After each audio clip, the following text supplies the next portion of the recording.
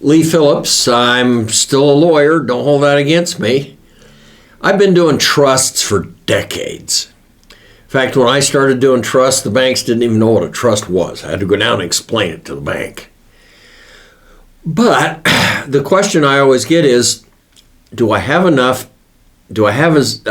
assets to justify a trust? The answer is there isn't an answer to that. The trust is going to be used for two reasons. Three. One, to avoid probate.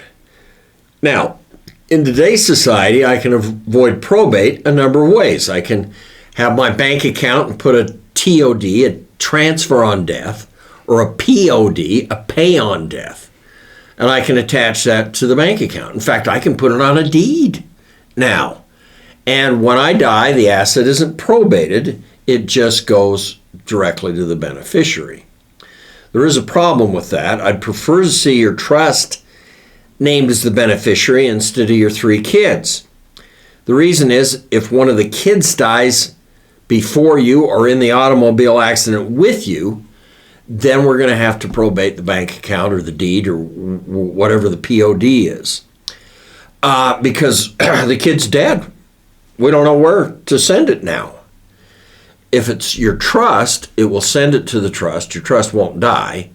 And then your trust will distribute it out the way you say. And if one of your kids has died, your trust is going to say it goes per stirpes to their kids. So the trust takes care of all of this, whereas simply naming people as PODs or TODs, they don't take care of that. But if the only thing mom's got is a bank account, okay, put a POD on it.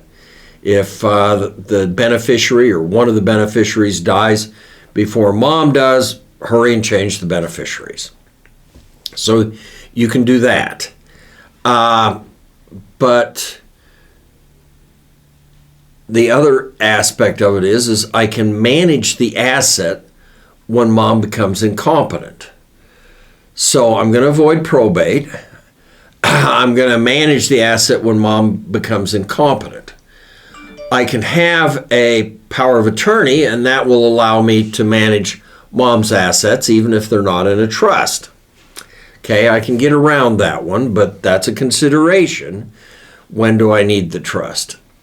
The other thing is, if I'm going to distribute assets when I die, and it's more complicated than just a POD or a TOD, we're going to give some to the grandkids. We're going to do this. We're going to do that.